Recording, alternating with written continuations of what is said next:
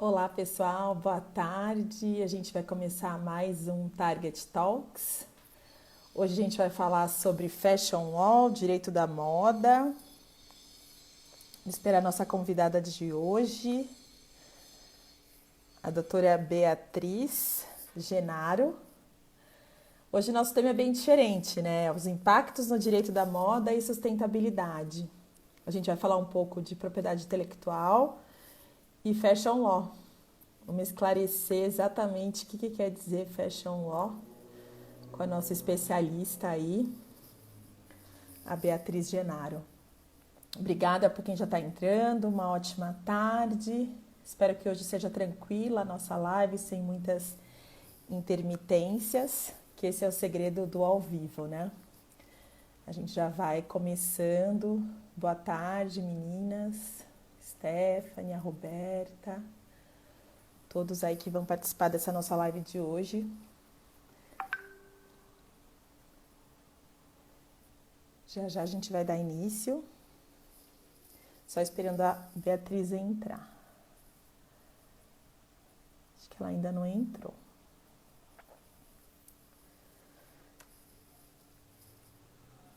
A gente tem visto inúmeras lives aí durante a semana, mas eu tenho tido tanto retorno positivo das lives que a gente ainda não desistiu. A gente tem diminuído um pouco, mas não desistimos, que as pessoas têm falado que é muita live para pouca life, né? A vida tá cheia de live, mas eu tenho gostado e acompanhado algumas bem interessantes. Espero que essa de hoje seja mais uma live que vocês vão gostar. Deixa eu só avisar que já estou online. Tem ainda uns minutinhos. Estou aguardando a Beatriz entrar.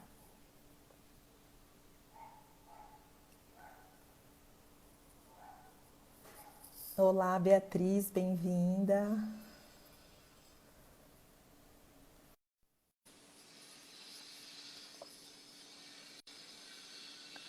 Olá, Beatriz, bem-vinda, boa tarde. Olá, boa tarde, Aline, tudo bem? Tudo Boa tarde, ótimo e com pessoal. você? Tudo ótimo também.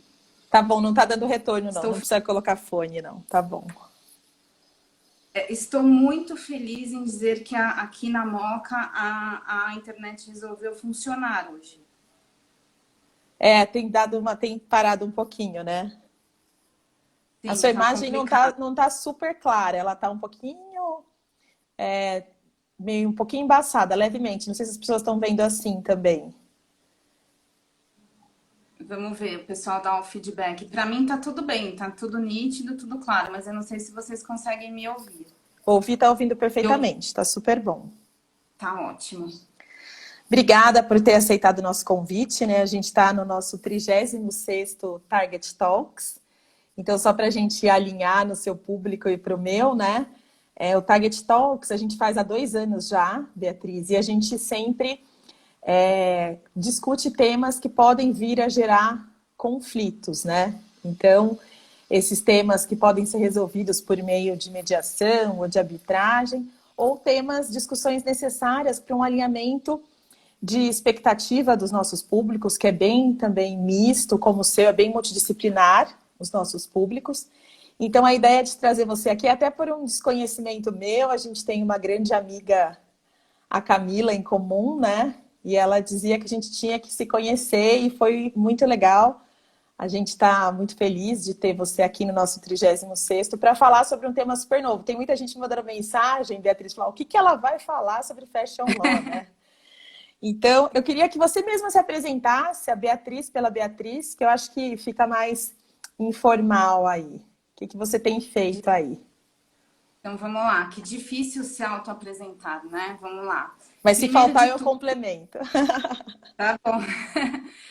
Primeiro de tudo, Aline, eu queria agradecer primeiro a Camila, que nos colocou em Sim. contato.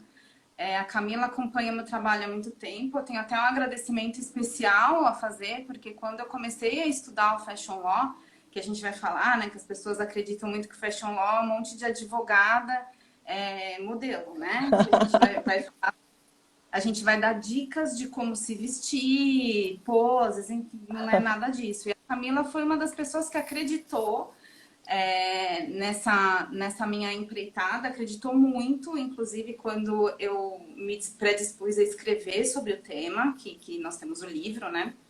Sim. Que foi lançado no meio do ano passado. E a Camila foi uma das maiores apoiadoras assim, do projeto. Então, quero deixar aqui meu beijo super especial para a Camila. E que agora nos colocou em contato. Então, Cá, Sim, muito sim. obrigada. Queria Obrigada agradecer mesmo. queria agradecer a oportunidade de vir aqui explicar que o Fashion Law não é look do dia e falar um pouco sobre o meu projeto e algumas soluções que a gente acabou encontrando na faculdade para alguns problemas que a moda vem enfrentando e explicar um pouquinho para vocês do trabalho de uma fashion lawyer. E super obrigada a todos que estão aqui de tarde, gastando um pouquinho do seu tempo para entender. Vamos lá. Acho que a gente pode começar do começo, viu, Beatriz? A gente pode começar do que é Fashion Law, né? Vamos fazer uma linha Tá, do tempo aí para as pessoas, para a gente deixar todo mundo na mesma página, né? tá. Eu esqueci de me apresentar, Aline. Então, Sim, assim, sim. eu sou advogada, eu atuo há mais de 15 anos, denunciando já a minha idade, na área de propriedade intelectual. A propriedade intelectual, eu atuo especificamente na parte de repressões a infrações. O que seria repressões a infrações? Foi um nome lindo que eu encontrei para falar combate à pirataria, né? Sim. Então, eu trabalho no combate à pirataria de grandes marcas, grandes empresas, empresas internacionais, focada no mercado de luxo, mercado esportivo há 15 anos. Eu sou especialista em Direito da Moda pela ESA, Escola Superior de Advocacia aqui de São Paulo. Eu sou também pós-graduada na primeira turma de Fashion Law do Brasil, que foi pela Santa Marcelina, que é uma notória faculdade de moda aqui no Brasil. Hoje em dia eu sou professora do curso de extensão da UERJ de Fashion Law, lá no Rio de Janeiro, coordenado pela professora Débora Portilho, que na área é uma das percursoras aqui no Brasil. E eu sou agora recém-convidada pela Law Talks para participar do grupo de estudos em propriedade intelectual. Acho que eu não Que esqueci legal. nada. Muito bom, muito bom. E aí, a gente já entrando um pouquinho no tema, porque você já mostrou que está totalmente preparada para isso, a gente começar para dar uma nivelada no conhecimento, né, Beatriz? A gente falar um pouco o que é Fashion Law, né, para as pessoas que estão nos assistindo aí. Tá, então, o que acontece? Emerge no direito a necessidade de se proteger a indústria da moda. Por quê? Porque o Fashion Law ele é tido como... A gente não fala que é uma disciplina, a gente fala que é uma interdisciplinariedade. Então, a ideia é proteger a indústria da moda em todos os sentidos. Desde a área trabalhista, então, como é que aqueles trabalhadores estão fazendo as roupas? A área tributária, se aquele imposto está sendo cobrado devidamente, se a gente consegue diminuir o imposto, se a gente consegue colocar no mercado uma peça de roupa num valor mais acessível. O direito consumerista, por exemplo, as etiquetas. As etiquetas, elas têm obrigatoriedade para constar algumas informações, que aí entraria o direito consumerista. A parte de propriedade intelectual, que é a parte que eu faço. Aquela marca está registrada? Ela não está registrada? Como é que funciona essa parte? Então, é assim, o Fashion Law ele emerge dessa necessidade, dessa indústria de se colocar frente ao mercado, porque ela é a segunda indústria mais preponderante do mundo, é a segunda que gera mais dinheiro em torno do mundo, e se colocar no mercado como uma área que necessita efetivamente de uma proteção específica. Então, hoje em dia, no Fashion Law, a gente abrange todas as áreas. Então, inclusive, a gente tem a área de mediação lá também. Sim. Tá? Então, assim, o Fashion Law, ele abrange hoje em dia praticamente todas as áreas do direito. Essa área começou a emergir mais ou menos em torno do ano de 2010, lá em Nova York, com a professora Susan Scafidi, que nós temos, né, como a precursora do Fashion Law no mundo, na Fordham Institute, que agora ela tem um curso de Fashion Law lá, ela tem diversos cursos lá, inclusive Bootcamp, para falar sobre o tema. Então, o objetivo do Fashion Law não é postar fotos bonitas no Instagram, é resguardar a indústria da moda em todos esses sentidos. Muito legal, super abrangente, né? E nessa parte a gente pode também pontuar um pouco dados. O que você acha? Por que é tão importante o direito da moda? Você já colocou essa intersecção, né? Com todas as áreas. Isso é perfeito, esse link, porque eu acho que isso que torna o tema, quando a gente falou um pouco, e eu tive essa oportunidade de estar falando com a Beatriz, isso me chamou muita atenção, né? Porque ela tem um link multidisciplinar com todas as áreas de direito, né? Isso é mundial também, né? E por que a gente colocaria que isso é tão importante? Por essa intersecção, mas também esse combate à pirataria, né, que você estava falando. Quais são os números que tem do Brasil? Que a gente fica um pouco distante dessa realidade, né, Beatriz? Então, vamos lá. Eu vou dividir um pouquinho, então, a minha resposta. Então, a indústria da moda em si, qual que é a preponderância dela? Tem os dados aqui de 2018. Tá ótimo. A indústria da moda, de uma forma geral, movimentou no ano de 2018 o correspondente a 3 trilhões de dólares. Tá? Isso representou 2% do PIB mundial. Tá? É muita coisa. Só no Brasil, a indústria da moda movimentou 339 trilhões. É muita coisa. Porque as pessoas, quando falam de moda, por isso que a gente fala, né, do look do dia. Quando a gente fala de moda, as pessoas têm muito aquela noção de que moda é simplesmente aquela modelo na passarela. De que é enfim, um desfile, de que é a Vogue. Não, a moda, gente, ela está em todos os lugares. Inclusive hoje, Aline, você acha que está vestindo algum artigo de moda? Ah, não sei. Na verdade, não sei. Ô, Bia, deixa eu só te falar uma coisa. Tenta sair uma vez e entrar de novo, que ninguém tá conseguindo te ver. A sua voz tá ótima, mas tá embaçado. Vamos tentar só uma vez, rapidinho? Claro, vamos lá. Que as pessoas querem te ver se você tá bem vestida. Pode pedir de novo, deixa eu te acrescentar. Vou tentar uma vez.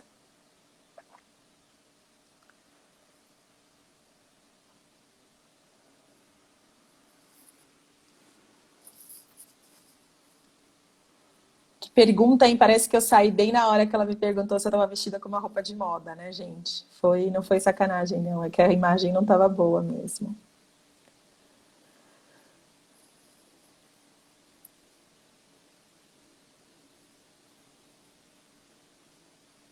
Beatriz, está ouvindo a gente? Acho que ela está aguardando ela entrar. Pessoal, é muito amplo esse tema, né? Eu particularmente desconhecia essa intersecção com todas as áreas do direito. Isso é bem interessante. A Beatriz tem dados bem relevantes para trazer para vocês. Eu já liberei também. Para mim, eu estou aguardando você aceitar. Deixa eu ver aqui.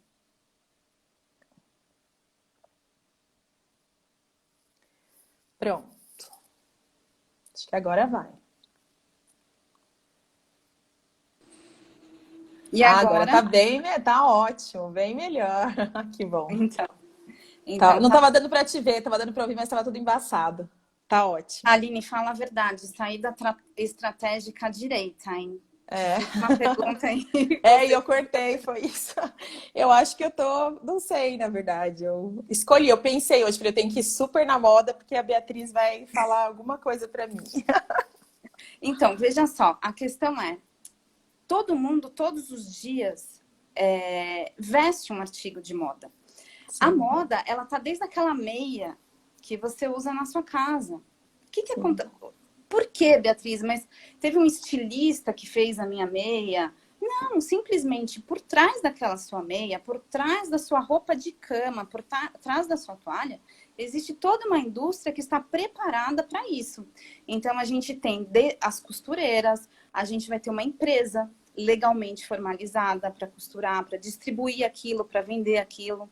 Tá? Então, assim, quando as pessoas falam de moda, não é só aqueles artigos de alto luxo que a gente vê nos desfiles e passarela. É isso também. Mas a moda, a gente tem que começar a entender e perceber que ela está no cotidiano de todo mundo, desde a pessoa mais rica até a pessoa mais pobre. Todos eles usam artigos relacionados à indústria da moda. Tá? Então, por isso que os números são tão preponderantes. Eu faço uma brincadeira quando eu começo a escrever o artigo, porque eu vou te confessar que eu ficava endoidecida num local onde eu trabalhava, que as pessoas faziam gracinha comigo. Do tipo, doutora Beatriz, como eu estou vestido hoje? Gente, eu não faço a mínima ideia se você está bem vestido ou não. Isso é algo muito Tô relativo. dentro da moda, né? É como se a gente ficasse na faculdade estudando tendência. Sim, nós estudamos tendência também, mas não para fazer tendência. É como a tendência impacta no direito. Sim. E aí eu escrevi o seguinte, gente, que moda não é... Moda, a gente acha que gramaticalmente é um substantivo, né? Mas, depois de todos os números que eu apresentei para vocês, informando para vocês que a gente tem uma área, uma segmentação de mercado que somente ela é responsável por 2% do PIB mundial. Gente, 2% do PIB mundial é maior do que a indústria de alimentos e bebidas juntos. Sim. Até antes da Covid, né? Sim. Até antes da Covid. Gente, moda não é substantivo. Moda é verbo. Sim. A moda, ela manda no mundo. A moda, ela faz girar toda a economia mundial. Então, por isso, a gente tem que desmistificar a questão do look do dia. O que é o look do dia? Também para pontuar todo mundo, esclarecer e já deixar isso claro logo no começo. Gente, o look do dia é uma ferramenta que as indústrias de moda, que fazem moda, se utilizam para divulgar o produto. Então, elas contratam as digital influencers, pagam, negociam, enfim, que sejam para que elas postem demonstrando aquele produto, tá? Então, o look do dia não tem nada a ver com direito, tá? O look do dia é a moda, ela vai se mostrar para os consumidores e criar algo de desejo. É só uma ferramenta do mundo da moda, tá? Então, a partir daí, sedimentados a respeito do assunto, encerrado essa primeira parte de que moda não é o direito da moda não é look do dia, tá? Como eu estava explicando para você, o meu foco, né, dentro dessa interdisciplinaridade, Aline, é a propriedade intelectual. Eu posso gastar aqui mais 1 hora com você explicando o que é propriedade intelectual, mas eu vou focar no combate à pirataria, que era o meu trabalho, especificamente dentro do direito da moda. Eu não sei se vocês já chegaram a acompanhar, quando a gente vê na televisão, Receita Federal faz batida no shopping, que eu não posso falar o nome, ou delegacia apreende não sei quantas máscaras, é uma apreensão até recente, de falsificadas. Esse é efetivamente o meu trabalho, tá? Então, as marcas me contratam, elas têm o direito delas violados, e a partir daí elas contratam um advogado para fazer essas grandes interdições nos locais para retirar esses produtos que são falsificados. Não entrando no mérito de tributos, se a marca deve ser vendida ao preço que custa, que também a gente abriria assim uma outra discussão gigante, né? Exato. Falando sobre os produtos falsificados, eles são ilegais. Eles não são só falsificados, eles não só apresentam uma marca em um local onde não deveria ser colocado, tá? Não é só colocar a Nike numa camiseta. Esse produto, por trás desse produto, a gente tem, normalmente, um mercado de trabalho escravo, né, análogo à escravidão, enorme, que são pessoas que a gente pode fazer uma analogia, por exemplo, à droga. Os produtos ilegais, eles não são produzidos normalmente numa casinha linda com ar-condicionado, não. Os produtos, eles são feitos escondidos clandestinamente. Esses produtos, ele não tem certificação de onde vem. Inclusive, nós temos já estudos de que o material falsificado, os produtos falsificados de confecção, eles têm produtos tóxicos na sua composição, tá? Porque o produto falsificado, ele é muito mais barato do que o produto original. Então, a pessoa coloca qualquer coisa ali. E esse produto, ele tem que ser apreendido porque a marca está sendo violada e é uma questão de direito, e a marca tem o direito de zelar por ela. E aí eu me deparo com um grande problema, Aline, que nós fazemos apreensões de produtos falsificados e são toneladas e toneladas e toneladas de produtos apreendidos. Só ontem, o doutor Carrasco, não é brincadeira, o nome dele é Carrasco, ele é delegado do combate à pirataria. A gente brinca que ele é o Carrasco da pirataria, mas o nome dele é Carrasco mesmo. Ele apreendeu 15 toneladas de roupas falsificadas só ontem. Nossa. Em uma diligência.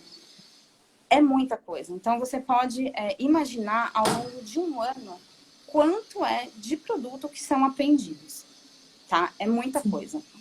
E aí, eu me deparo na faculdade na Santa Marcelina, na faculdade de moda, e eu falo, caramba, a primeira pergunta que todo mundo me faz, mas Bia, a gente não pode doar esse produto? Sim. A gente vive num país tão pobre, com pessoas tão carentes. E aí eu fui estudar. Por que a gente não poderia doar só pelo aspecto legal, né? E aí eu entrei numa seara do direito da moda, que é a parte por como o artigo ele é concebido e a classificação e estratificação social.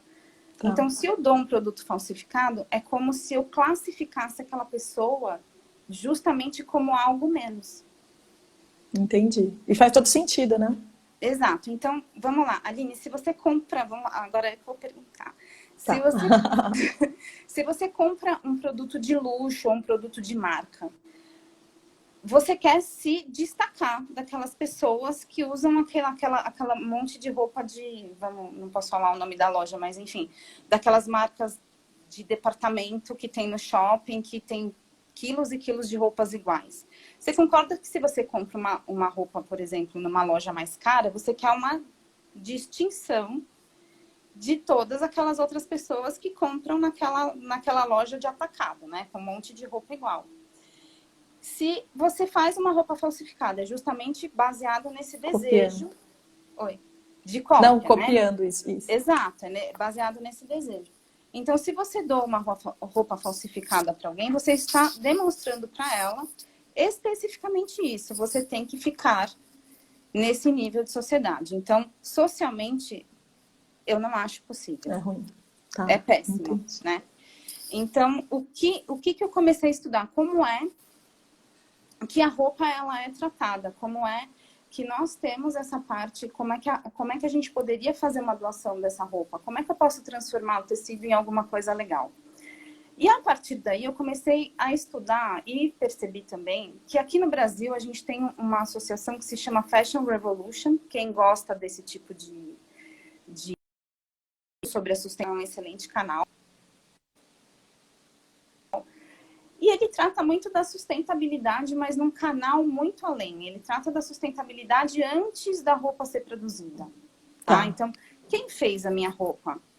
Tá? Quem é a pessoa responsável por fazer a minha roupa? Foi produzida de uma forma legal ou não? Só que eu comecei a perceber que todo mundo se preocupa com a roupa no começo e não no final. Depois não. Sim. Exato. O que você faz com a sua roupa quando não te serve mais ou quando você acha que tá velha? Eu dou. E se tá muito velha? Tipo, muito rota, muito rasgada, enfim. Mas se for camisa de uma coisa, pode virar pano de chão, pode virar... As pessoas, elas acabam se desfazendo dela. Se desfazendo. Exato. Sim. Então, nós temos, além do problema de aonde essa roupa foi feita, o descarte dessa roupa. Para onde vai? Para onde vai? A gente, inclusive, o Fashion Revolution conseguiu mapear um dado alarmante de que 3 trilhões de roupas são descartadas em países africanos, mas não são roupas usáveis. É justamente essa roupa que você falou para mim do pano de chão, que as pessoas têm aquela... Eu sou consciente, eu não vou jogar no lixo. Fora. Eu vou jogar na África, né? Eu vou jogar lá em um país subdesenvolvido. Então, diante disso e diante dessa problemática, eu falei, a gente vai ter que achar uma solução sustentável e legal no sentido de legalizada para isso. E aí eu comecei a analisar o perfil do setor. Então, vamos lá, o perfil do setor brasileiro, segundo a ABIT, em 2019, 2 bilhões de peças de confecção fabricadas, só no ano de 2019. É muita coisa. Muita roupa. A gente tem um passivo muito grande, isso sem falar nos produtos falsificados. A gente só está falando de produto que vai ser vendido, tá? Sim. O produto falsificado, Aline, a gente tem um grande problema em quantificar. Normalmente, então a gente tem essas, a gente chama, né, dessas batidas policiais, como essa que nós tivemos ontem, a da Receita Federal, mas nós temos ações judiciais particulares, que o dono da marca entra com processo judicial e pede apreensão desses produtos. E, infelizmente, a gente não pode divulgar esses números, porque o processo corre em segredo de justiça. Então, esses números que nós temos números de Receita Federal a nível de essas apreensões normais da Receita Federal, apreensões no porto, apreensões policiais, mas as apreensões judiciais nós não temos como quantificar por conta do segredo de justiça. E a lei, ela permite o quê? Que as roupas falsificadas, os produtos falsificados, eles têm que ser ou incinerados, que aí a gente gera outro problema ambiental, né? Sim. Vai para o aterro sanitário, que é outro problema ambiental. Ou nós ainda temos o pessoal que trabalha contra a pirataria, a gente conseguiu encontrar uma empresa que faz um outro procedimento para a destruição desses produtos, que é, resumindo muito, é como se os produtos falsificados funcionassem como combustível para cimenteiras. Então, ao invés de você colocar óleo diesel, você coloca, por exemplo, alguma classificação de produtos falsificados, mas não são todos. Normalmente são produtos que têm borracha ou produtos sintéticos, roupas que sejam sintéticas. Entendi. E aí, o que a gente faz com esse lixo Com tudo têxtil? isso. Né?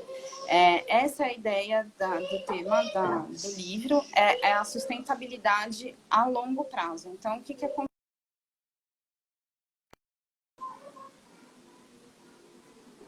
Tá.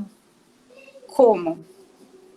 Existe uma técnica muito interessante que eu descobri lá na Faculdade Santa Marcelina, que é a transformação dos tecidos em não tecidos.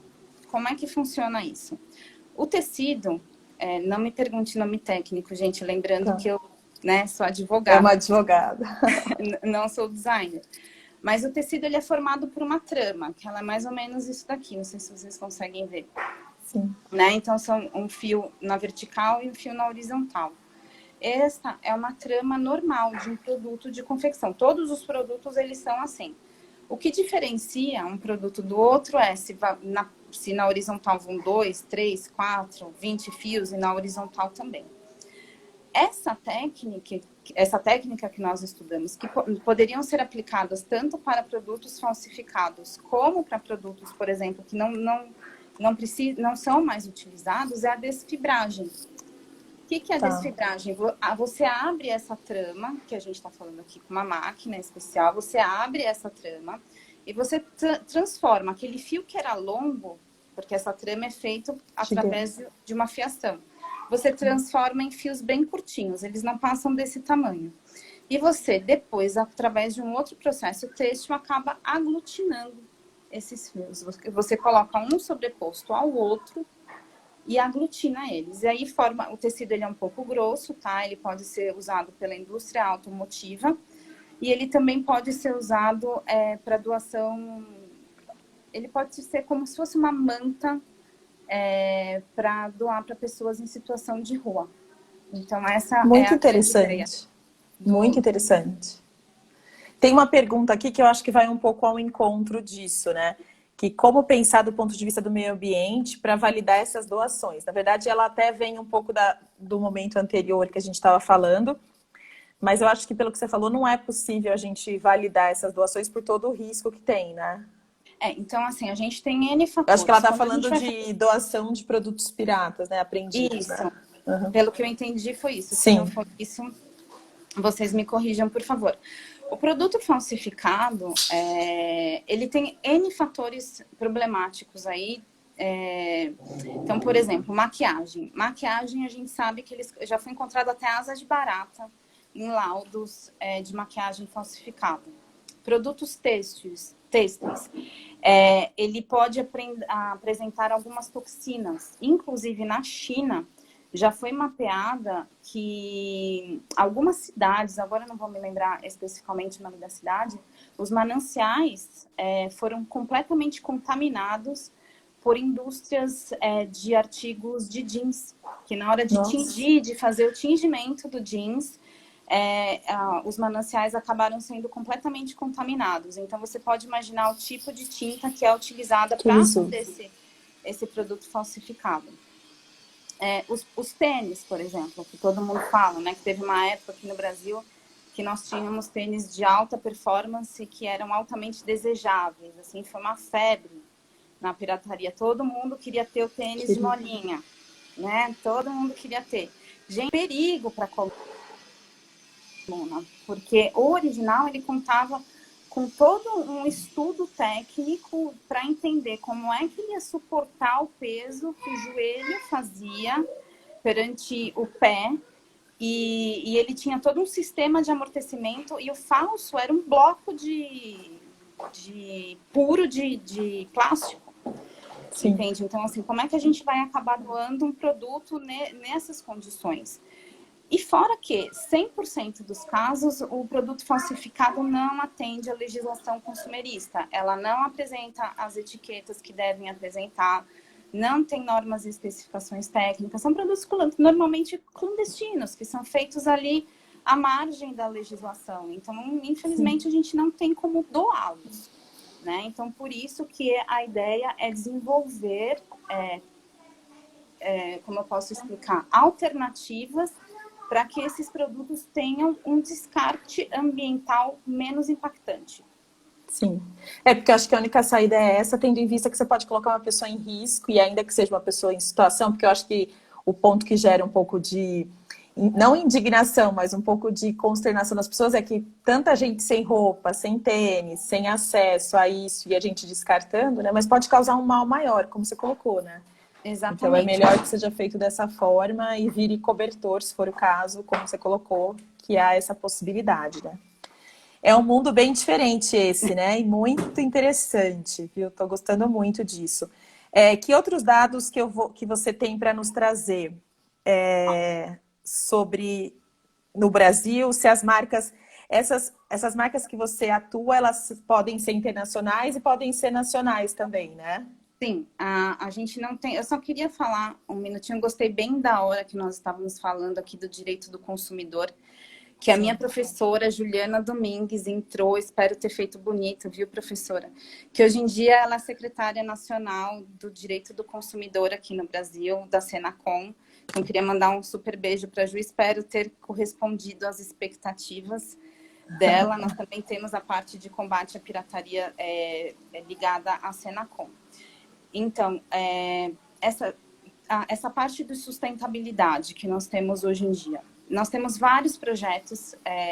Aqui no Brasil, infelizmente, nós não temos um projeto de reaproveitamento de tecido. Que eu te falei, tá? Esse projeto eu desenvolvi na monografia, o nome dele é Projeto Gina, inclusive. No Brasil, a gente tem pontualmente algumas empresas que fazem esse reaproveitamento de tecido. Por exemplo, nós temos a designer Patrícia Barbosa, que tem um projeto bem legal, que se chama Lencinhos do Amor.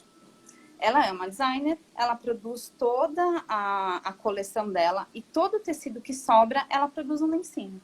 Esse lencinho, ele é vendido por um preço muito barato mesmo. E é um tecido de qualidade, porque a Patrícia é uma das precursoras do Fashion Revolution aqui no Brasil. Então, toda a cadeia produtiva dela, além de ser sustentável, é toda supervisionada de uma forma a atender que as costureiras não estejam trabalhando em trabalhos análogos à escravidão, enfim. E também ela vende esse produto, essa venda é revertida a pessoas com vulnerabilidade financeira. Que interessante. Então, ela conseguiu delinear um projeto, ela também é advogada, um projeto na cadeia produtiva do começo ao final sustentável. Muito legal, isso faz toda a diferença, né? Faz toda a diferença. Agora, eu posso citar, por exemplo, alguns outros países, não sei se eu tenho tempo para falar. Tem sim, a gente ainda tem uns 20 minutinhos ainda, tá ótimo. Então, perfeito. A gente pode citar alguns exemplos de outros países a respeito disso, tá? Acho que é interessante para a gente entender. Só para a gente ter um paralelo aqui no Brasil e como está acontecendo isso no mundo, tá? A Finlândia desenvolveu um projeto de pesquisa, e aí a gente vai voltar naquele assunto, né, Aline, sempre de que a gente não investe em pesquisa aqui no Brasil, né? Sim. A Finlândia fez um projeto, ainda é um projeto bebê, né? Eles não têm ainda a concretização disso no mercado, aonde os pesquisadores conseguiram extrair as moléculas de celulose do tecido para formar outro tecido.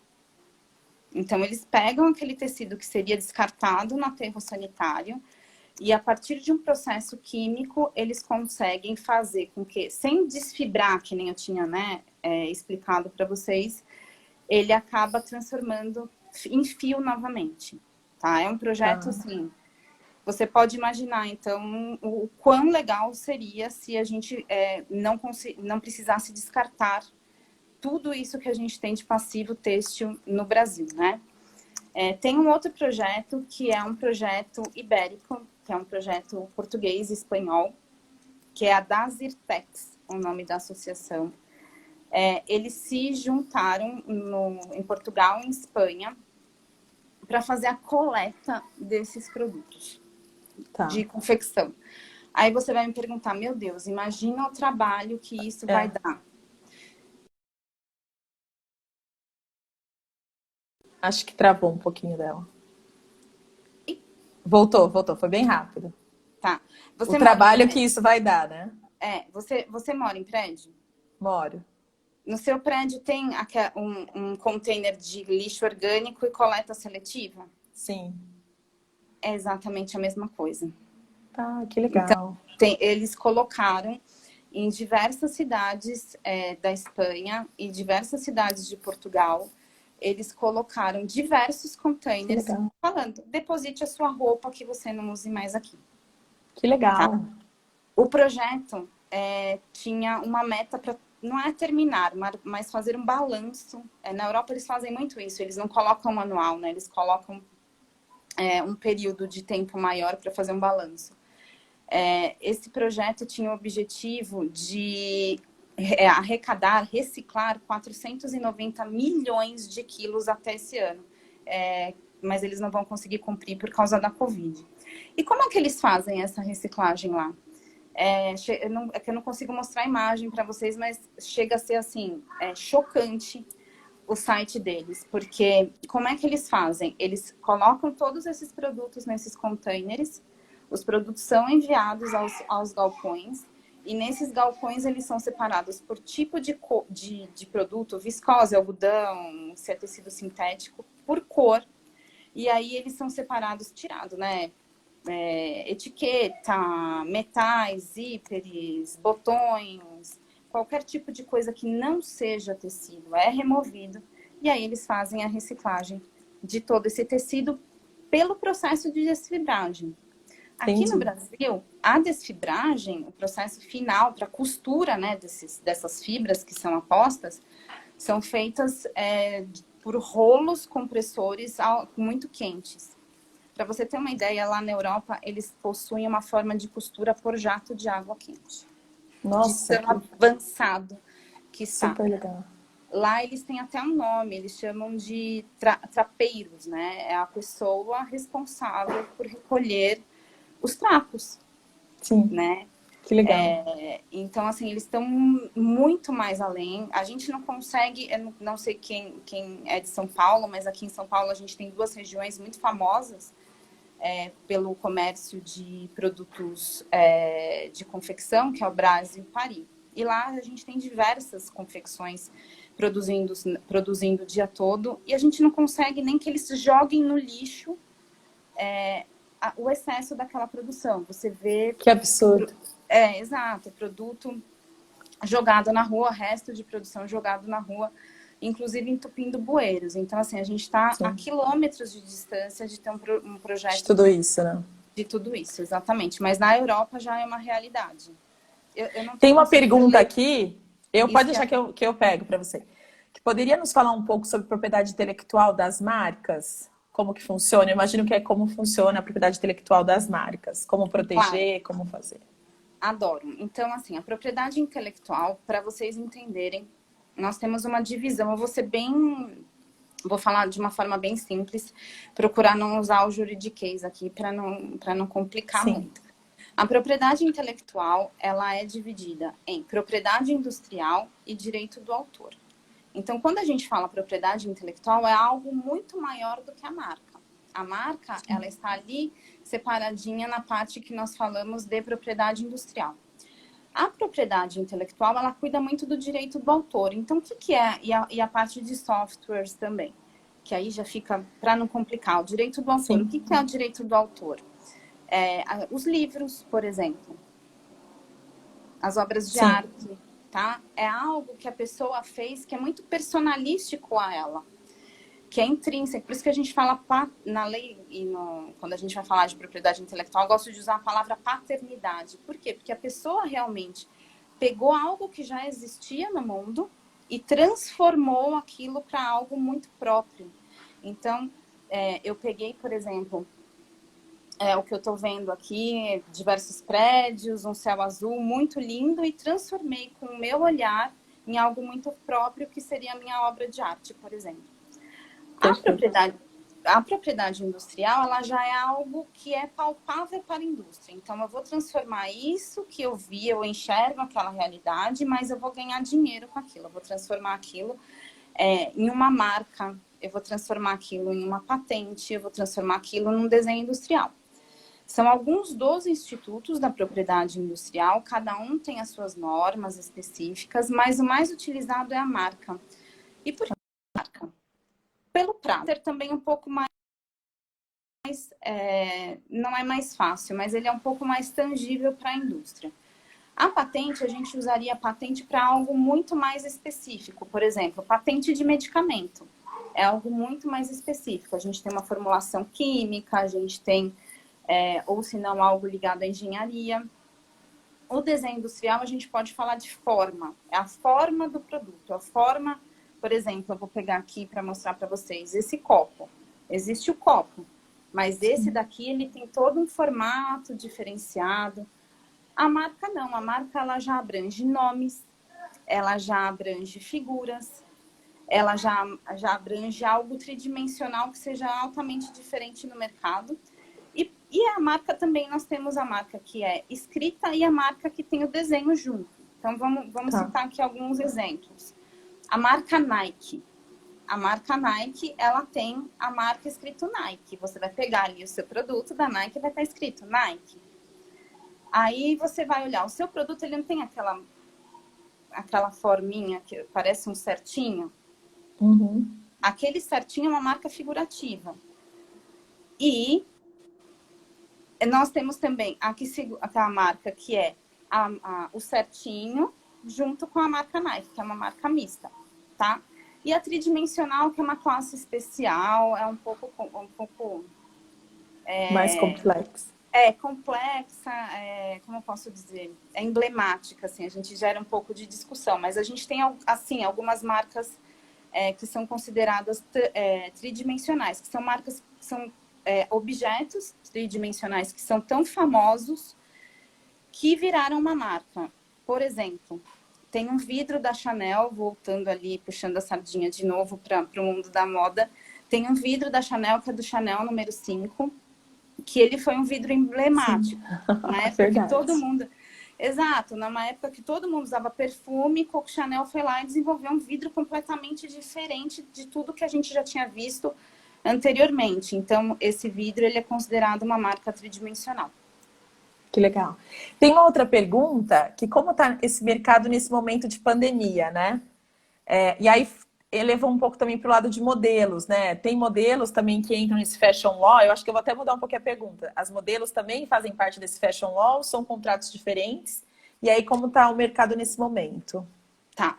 O mercado na área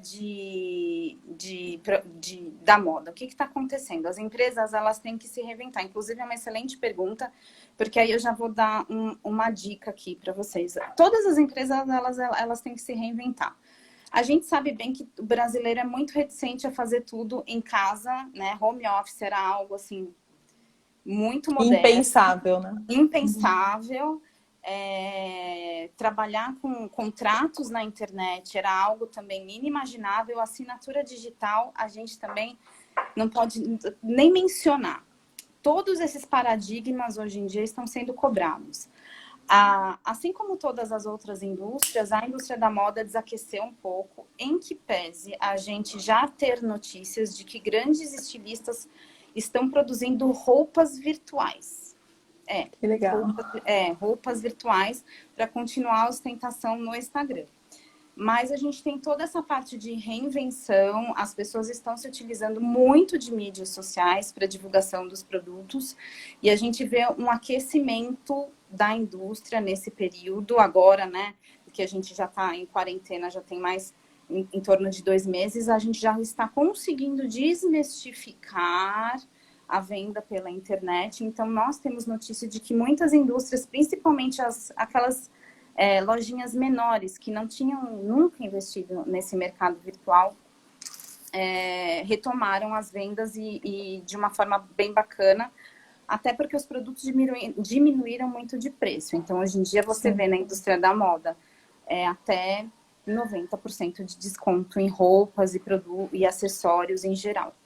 Sim. Com relação às modelos. As modelos, os contratos de modelos, sim, entram no Fashion Law. Inclusive, uma das coautoras do livro que eu participei, elas escreveram essa parte sobre direito de imagem, tá? Os contratos, quando nós falamos de contratos de modelos, a gente pende ali mais para o direito de imagem. E eu já queria fazer uma pontinha e falar sobre o contrato, então, das blogueiras, das digital influencers. Vou aqui agradecer os ensinamentos da minha grande amiga Bruna, que vem nos ajudando aí bastante nessa parte de contrato. Hoje em dia, gente, a digital influencer é a pessoa mais importante para a disseminação de qualquer coisa que seja nesse período de pandemia. Muito importante que todas as divulgações sejam feitas via contrato e que esse contrato seja elaborado por um advogado, porque contrato de boca não existe. O contrato ele tem que ter cláusulas muito específicas que tratam da imagem da empresa. A gente viu o caso da Pugliese aí recentemente, que acabou dando uma festa durante o período da quarentena. Ela acabou perdendo 60% dos anunciantes dela. E todas as marcas ligadas à Pugliese tiveram uma reverberação extremamente negativa. E da ajuda aqui dos advogados para fazer o contrato das blogueiras, para justamente prever esse tipo de cláusula para que o seu cliente, né, para que a marca não seja prejudicada. Tá. Eu vou aproveitar esse gancho para te falar um pouco sobre o nosso mercado, apesar da gente já ter conversado, mas como a gente tem um público aí que está esperando esse link, né? Quando você fala em contratos, é muito importante, eu acredito que seus contratos, e aí da Bruna, se não tiver ainda, a gente vai ajudar a colocar uma cláusula escalonada para a utilização de meios extrajudiciais de solução de conflito, né? Porque muitas vezes eu acho que nesse seu negócio a relação continuada é muito importante. Então, cabe perfeitamente, como a gente falou no nosso bate-papo anterior, que cabe a mediação, né, na verdade. Então, essa mediação é o quê? Qual que é a diferença, né, de mediação para arbitragem e para judicialização, né? E no judiciário, nesse momento de pandemia, não vai ser uma coisa rápida de fazer, né? Porque Não, hoje...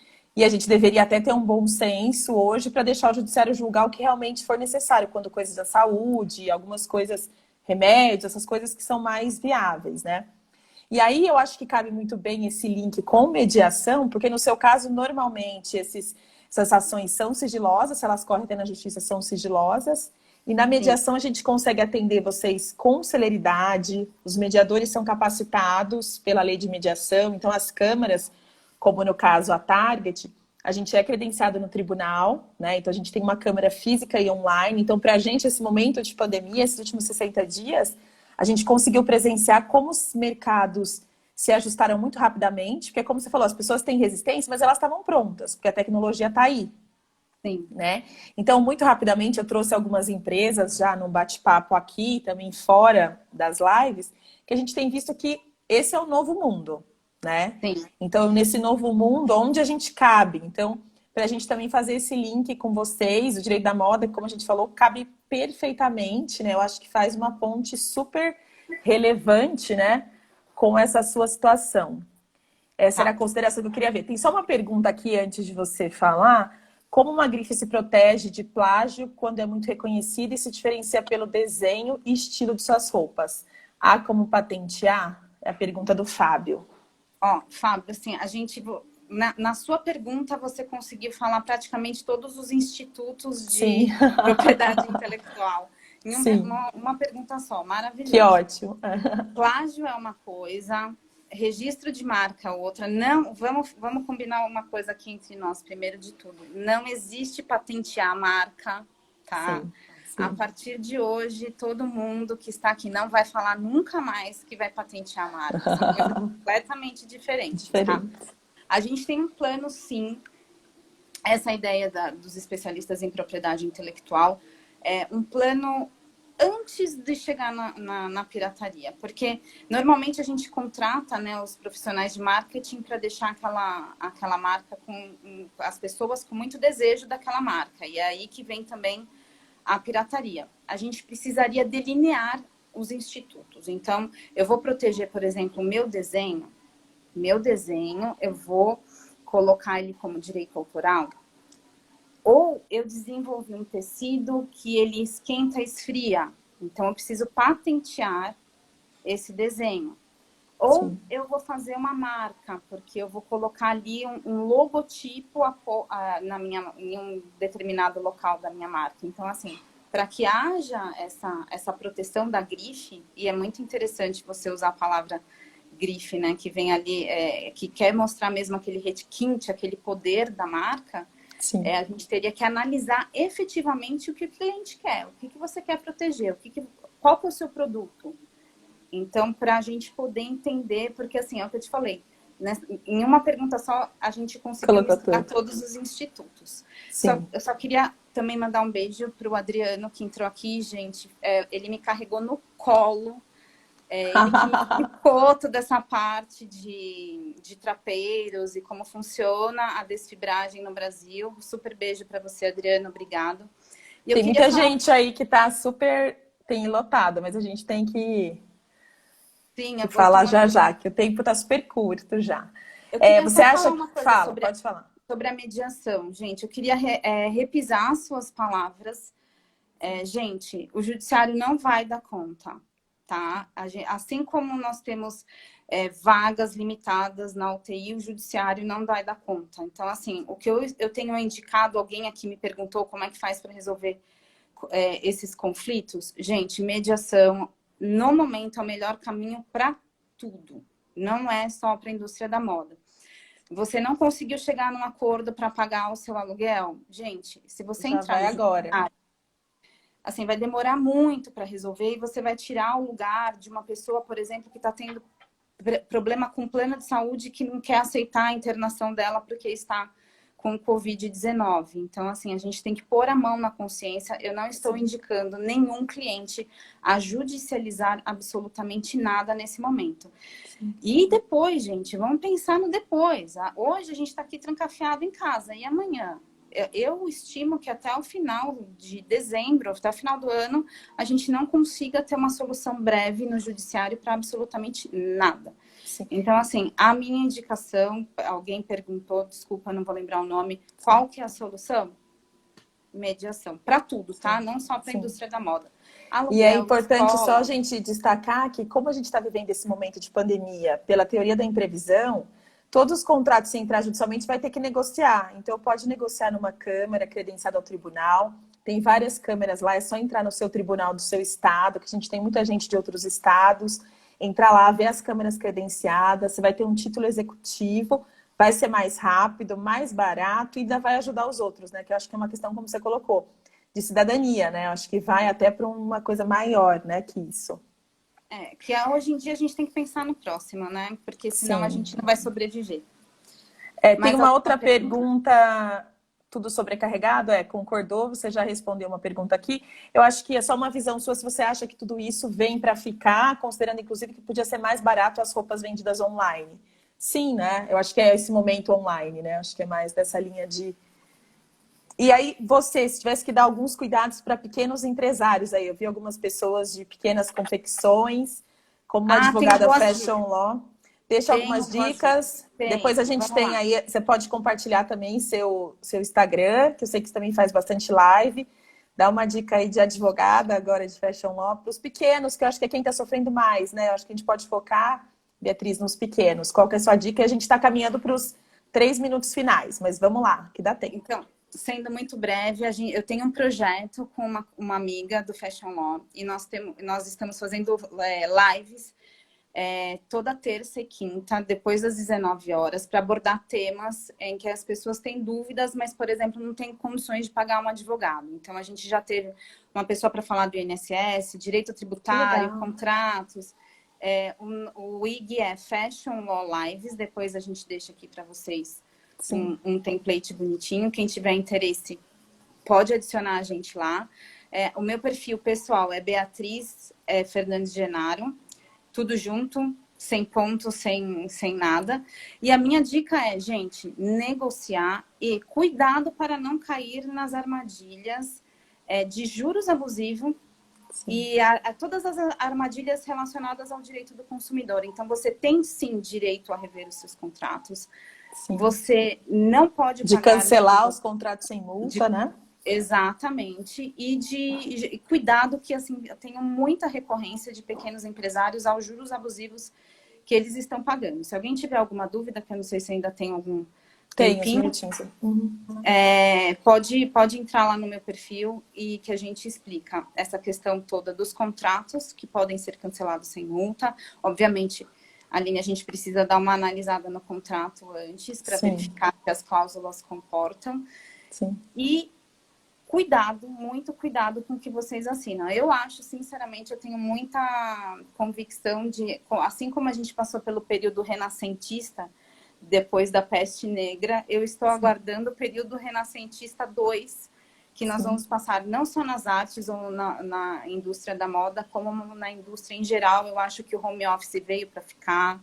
Eu acho que não comporta mais a gente passar horas no trânsito, como nós estávamos passando aqui em São Paulo. Então, eu acho... E a judicialização, eu acho que isso tem sido um excelente doutrinador para aquela pessoa que só queria entrar com o processo, que não queria abrir para mediação, alternativas, enfim. Eu acho que isso veio tudo... Todos esses fatores vieram para nos ensinar a respeito disso. Sim, e aproximar as pessoas, né? Porque você vê que até pelas lives eu tive a oportunidade de estar com pessoas com agendas super lotadas, que há mais de um ano eu não conseguia falar, e a gente conseguiu, por meio da internet, essa aproximação, né? Sim, e a mediação online, alguém colocou a mediação online, realmente cabe em qualquer lugar, acho que foi a Mercedes. Sim, ela cabe, você não precisa se locomover, você pode fazer da sua casa, cada um entra numa sala, né? Por meio de uma plataforma e resolve seus conflitos e gera o termo, todo mundo assina digitalmente, como você colocou no começo, e é tudo online, tudo garantido, e tem o aval aí do Tribunal de Justiça de São Paulo. Todos os tribunais têm essas câmaras, então a gente consegue fazer isso muito bem. Beatriz, só tenho que agradecer o seu tempo, a gente está aí no nosso no minuto final, e só pedir para que você realmente continue também firme, disseminando aí conhecimento. Eu sempre falo que a gente tem que dar acesso a essas discussões super necessárias, né? E o Fashion Law veio mesmo para trazer para a gente uma visão desconhecida para muitos. Eu espero que quem estava curioso, que tenha gostado. E eu deixo um tempinho para você se despedir e obrigada de novo. Aline, mais uma vez, muito obrigada pelo espaço. Eu espero ter sanado as dúvidas a respeito do Fashion Law. Se restaram algumas, podem conversar comigo por DM. Eu procuro atender todas as perguntas da melhor forma. Adorei a ideia do canal, queria te parabenizar pela ideia, parabéns. E que a gente possa se encontrar mais vezes. Eu te encontro lá no meu canal também, no Fashion Law Lives. Eu quero saber mais sobre mediação. Com certeza, a gente combina. Obrigada a todo mundo que esteve aí com a gente. Se tiver alguma dúvida, pode me mandar no meu direct ou no dela, que a gente vai responder. E eu vou deixar depois, nessa própria publicação da live, eu vou deixar os dados da Beatriz, tá bom? Obrigada, até. Um beijo, Beatriz, até. Beijo. Tchau, tchau.